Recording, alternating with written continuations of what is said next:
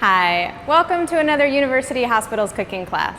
My name is Laura Silver. I'm a registered dietitian with Sodexo here at University Hospitals, and today we're talking all about lunches. How do you put together a healthy lunch for yourself and for your family? Now, breakfast gets a lot of attention as the most important meal of the day, but really lunch is pretty important too. If you think about it, it really sets you up for the rest of the day. It's fuel for your brain if you're going back to work after lunch. And for our children too, it really makes a difference as far as how the rest of the day goes. Think about those cravings that a lot of us have for sweets in the afternoon, or what kind of portion sizes or what kind of choices we might be making later in the day for dinner or late night snacking. A healthy, balanced lunch really sets us up well for the rest of the day. So it's a good thing to be thinking about. And today we're going to be sharing some tips and tricks to help you put together lunches and to really think about strategies for your lunches. So one way to do that can really help is to think about cooking foods in larger batches and then doing a little planning or meal planning to put together and repurpose your leftovers. So taking one thing, for example, a cooked turkey breast with a delicious barbecue sauce, like we'll be doing today with you, and thinking about how you can repurpose that into different meals throughout the week for yourself and for your family. So those are the kinds of strategies we're going to be looking at. And we're also using a fun gadget called the Instant Pot in today's class. Now maybe you have one of these at home, or maybe you've been eyeing them. I know I've been seeing them all around the internet lately. It's a trendy thing. You do not need to have an Instant Pot to put together the recipe and to do the meal ideas that we're talking about with you today. But it is a fun thing to talk about. We'll show you how it works, and maybe if you've been intimidated by the one you have at home or you've been thinking about getting one, this will convince you. And Chef Tony is a giant fan of Instant Pot, so we're gonna share some really good tips and tricks with you when it comes to using your Instant Pot. Now, like I said, we're doing a barbecue sauced turkey breast. Turkey in general is going to be a leaner choice. And when I say leaner, I'm talking about less calories, less fat. So turkey is going to be one of those leaner meats when you talk about options to, proteins to cook in the Instant Pot. But really, you could substitute a lot of different cuts of meat, a lot of different kinds of meat. And Chef Tony's going to go over that as well today too. Welcome everybody. My name is Anthony Verona. I'm the Culinary Director for University Hospitals with Sodexo. And today we're going to be working with an Instapot, particularly barbecued turkey. So there's a lot of other things that we can use for in the Instapot, protein-wise, meat-wise. We can use pork, we could use beef, we could use even fish. But today we're going to concentrate on the turkey. So what we're going to talk about is how to use a lean protein. So I bought a turkey breast, and we're at Dave's Market today in Midtown. And I bought all the ingredients here today, this morning, about a half hour of shopping, and bought all these ingredients here today. So they're readily available at any grocery store. So here's the turkey I marinated earlier that I bought at Dave's, and we're going to go over how I marinated it in just a few minutes. One thing I want to cover is what you're going to learn today from this Instapot cooking demonstration. So again, as I mentioned, how to cook lean proteins. We're going to cook this till it's nice and tender and falling apart, and then we're going to mix it in with the barbecue sauce that we're going to make right in the pot. I'm really cooking here, so give me 1 second. So as I go through the learning outcomes, I'm going to do one thing. I'm going to talk about proper sanitation. So the turkey I completely prepped ahead of time. So I cleaned it, I washed it, I took it out of its package. I actually took the skin off of this too, just to reduce some of the amount of fat. Even though this is a lean protein, this is sitting on a bone, so it's a double-breasted piece of turkey, so there is bone in there, but that's going to add a lot of flavor as well. But what I did is, before I did any of my prep, I made sure my surfaces were clean. I prepped the turkey, and then I cleaned everything down. I sanitized it, properly sanitized it afterwards. That way, when I'm working around after I prep the turkey, we're making sure that we're safe. The other thing you're going to learn today is how to make a spice rub. So this spice rub is really key to the depth and the flavor of the turkey breast, and we're going to go into that as well. Proper use of the Instapot is a huge thing, and I'm talking, and this thing's getting hot here. So how do you properly use the Instapot? We're going to go over some stages here in just a minute as we prepare the turkey breast. We're also going to talk about the marinating techniques, how long you marinate, which is important, and we're going to talk about the proper cooking temperatures of the turkey when it comes out. Okay? So some key terms that we want to talk about today is mise en place. So mise en place, and if you've seen our videos before, I've talked about that many times. That's a French term for everything in its place and every place has its thing. And today you can see I have all my ingredients prepped up, and this is what we call mise en place. We're ready to go. So when I put the turkey in the Instapot to brown it, we're not running around chopping onions. We kind of got all that stuff ready. I got my tomato paste, and we're going to review the recipe in detail in just a little bit. Spice rub, and I just wanted to review some of the things. We're going to show you how to make this in a minute, but the spice rub is basically a mixture of different spices and herbs that we rub the turkey breast with. Now when you rub the turkey breast, initially you'll just see it looks very dry, but now you can see there's a tackiness and a wetness to it, and that's really key. You can see down the bottom there's a little bit of juice coming out. The reason for that is because there's some salt and a little bit of sugar in there, and what that does to the meat is it draws out the moisture, which it sounds like it dries it out, but it actually makes it moister. So it's kind of like a dry brine, if you understand what a brine is. We're also going to talk about searing. That's a huge part of this dish today. Searing means browning the exterior of the meat. And that's why, I don't know if you saw it earlier, the pan was smoking. And since we talked about searing, let's get to cooking. So, you know, the Instapot, real quick, is cooks under pressure. So if anybody's seen those old pressure cooker pots where you have the lid, and it's the same concept, but it's just a little bit different. This uses pressure cooking as well as the crock pot method. So there is some techniques to doing this. Now right now, I'm going to turn this over to Robert, and I'm going to show you right now. This is on saute mode. If you can see the light there. So what the Instapot does, it just doesn't pressure cook it. You can actually saute ingredients in it. And you can see all the different modes. Today we're going to use saute because we talked about searing. And as I'm talking, I'm going to throw this in here. And you're going to hear you hear that sizzle? That's really important. And you also notice I use these tongs. I touched raw turkey. I had raw turkey here. I'm going to go place these over here. I'm also going to wash my hands, because even though I didn't physically touch the turkey, we're handling it around there, so we want to just make sure that we're keeping safe and sanitary. All right, so we want to look at this Instapot, and I can hear it. It's on high, as you can see. So this is going to take a minute. As this is browning, I want to talk about my ingredients here. This is a key part of making this dish, is to brown it, get it all brown and golden brown on the exterior. Now there is a little bit of sugar in there, so that's going to make the brownness even more in depth. So we want to make sure that we keep an eye on it so the sugar doesn't actually burn. So let's talk about our ingredients we have here. First of all, we're basically going to sear this and make a barbecue sauce right in the pot. This is one of the great things about this recipe, is everything's going to be in this pot. So we're going to brown it. I have my spice rub that I rubbed the turkey with earlier. Granulated garlic, granulated onion, some paprika, some cumin, a little bit of chili powder, some salt, and a little bit of brown sugar, and a little bit of dried parsley is in there. And that's going to add a lot of depth to our flavor to our dish. We got some brown sugar. We've got a little bit of Dijon mustard. In the recipe it says your favorite mustard. Again, your favorite mustard. You could use the stadium mustard, you could use Grey Poupon, you could use stone ground mustard, whatever you want. A little bit of onion, some brown sugar, tomato paste is key, red wine vinegar, and a little bit of water. So the tomato paste and the mustard add a key ingredient, not only for flavor, but it's going to add a lot of richness and depth, and it's also going to thicken up the sauce. I'm going to show you. We're going to get to this, but I want to show you this real quick. This is the finished sauce after it's all done. Hold on one second.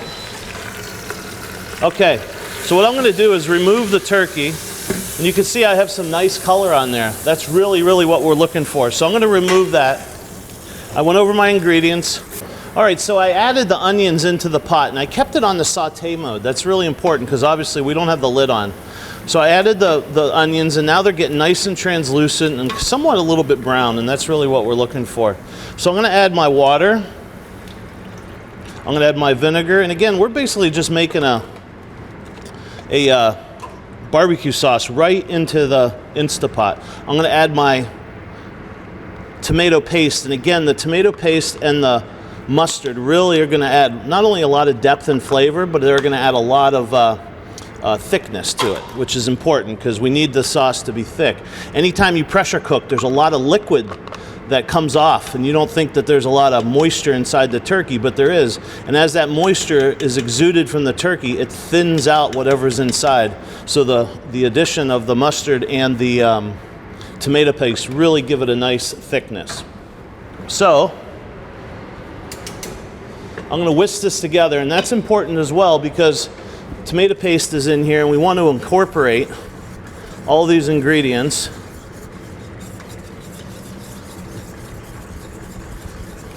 So now that the tomato paste, the onions, and everything is nicely incorporated, we're going to add the whole turkey back to it. And again, these are raw tongs. The turkey is still raw. We're going to add that back into it.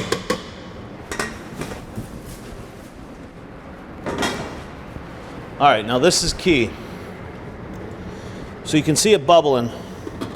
I'm going to add the lid, and there's a certain way you got to put the lid, and it's pretty easy. You feel it click. There's a seal and a vent. It automatically goes to seal because it knows it's going to seal. So we're going to take it off the saute mode. We're going to put it on cook pressure, and we're going to add it to poultry. And every pot is a little bit different. There's a bunch of different brands as well. So Instapot is kind of the name brand that everybody knows. And this is just how this one works. This is the 6-quart pot.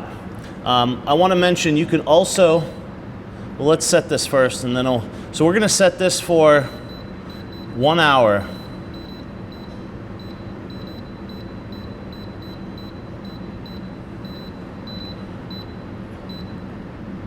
And we're going to press start.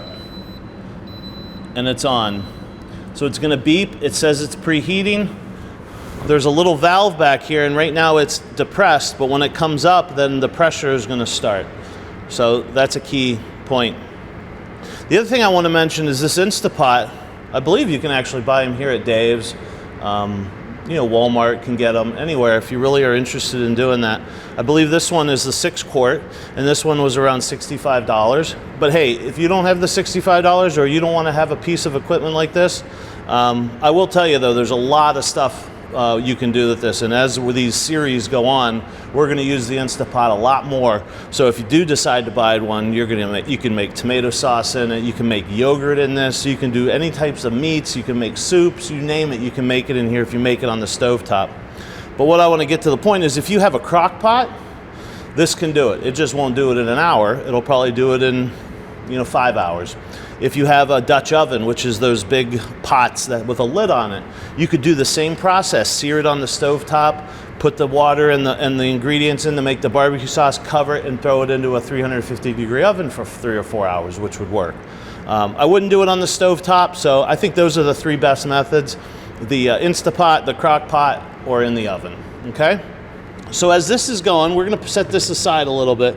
And this thing has a mind of its own. It's going to go. I set it for an hour. Once it comes up to temperature, you'll see the hour and it'll start counting down. Once the countdown stops, and we're not going to have all that time, so I want to review that with you here today. Once the countdown from an hour goes, the buzzer will go off. And then what's going to happen, it will naturally decompress because there's there's pressure in here. So there's no way you could physically with your hand open up the pot. It's just too much pressure. And it's very safe. It's not going to explode or anything. But there is a couple different ways. You can already see the steam coming out of here. At any point, this little button over here is going to pop up, and there's also a little seal or vent. So when you're done and you don't want to wait, you could just leave it off, and eventually in 20-30 minutes, all the steam will evaporate or be released. You can also just hit the vent button, and as I'm going to show you a little bit more, this probably will come up to pressure, and you can hit the vent button and you can vent it and all the pressure will come out. And once this little red button goes down, then you know it's safe to open up. Like I said before, even if the red button's up and you try to open it, you're not going to be able to open it, so you're not going to have an explosion of any type. So what happens at the end? Once we're done, and the turkey comes out of the Instapot. I throw it in the cooler for a little bit, let it cool down so I can handle it. And this is what you're gonna have. Shredded turkey breast, very lean, zero fat. There's no fat in here. I cleaned it up really well. Now, typically on the recipe when you see it, it'll say to take the turkey out, turn it back to saute mode. Now the liquid in there is gonna be a little thin, even though I added the tomato paste. We wanna reduce that down to make it thick. So I only had one Instapot here, so I transferred the liquid into a pot and did it on the stovetop. And as you can see how nice and thick, it's basically just a barbecue sauce. So what I want to do now, get my spoon. So I shredded this, and you can see it's nice and fluffy and shredded. There's no bones, there's no fat in here. Okay, so this is ready to go. So I'm gonna let this go, and it's gonna start pressurizing. So let's add the turkey back into this sauce.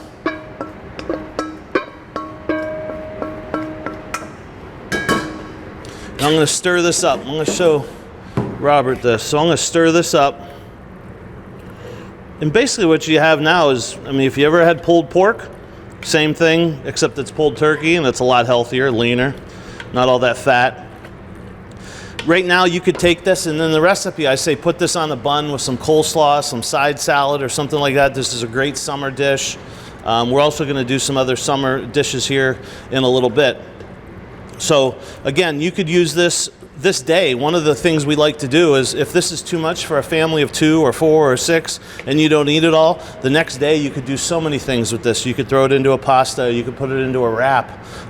It's great for kids' school lunches the next day. There's so many different things that you could do with this. So I think that's important, what you're going to do with the leftovers. But the best way to do it is just eat it like it is, on a bun or without a bun or with coleslaw or some sort of side salad, some different kind of fruits. Fruit salad would be great with this. So I want to thank you for joining us today, and I hope you learned how to use the Instapot. If you do want to go get an Instapot, just look at Target or Walmart or even online on Amazon, and they're pretty affordable. But again, if you don't want to buy an Instapot, a crock pot will work as well as the oven will work as well. And I said in our series coming up, we're going to be using the Instapot a lot more. We're going to be doing a lot of different things in it, so stay tuned. Thanks. I hope you had fun with today's recipe and thinking about how you might use a tool like the Instant Pot in your kitchen. But remember, you don't need to have one in order to take on this recipe and make it your own, try it for yourself and your family. Some of the ideas we've thought about today as far as taking those leftovers from today's turkey breast recipe and being creative and repurposing them into other recipes, what could you do with that? One idea is to take a cold pasta salad, something that you can add a lot of vegetables to for yourself and your family, and add some of the shredded turkey breast. That would be a great way to use this. Another great way to use it could be to make a sandwich, or even to make what they'll usually call a pinwheel wrap. So you can, take some spread on a tortilla, maybe something like a lower fat cream cheese or a garbanzo bean based hummus or something like that, or another favorite dip that you might have. Even something like guacamole could work. And using this shredded turkey breast, spreading that out on the tortilla, and then also filling it with lots of colorful, fun vegetables. And you wrap that up and you slice it, and you can actually see all the colors and all the layers in each slice.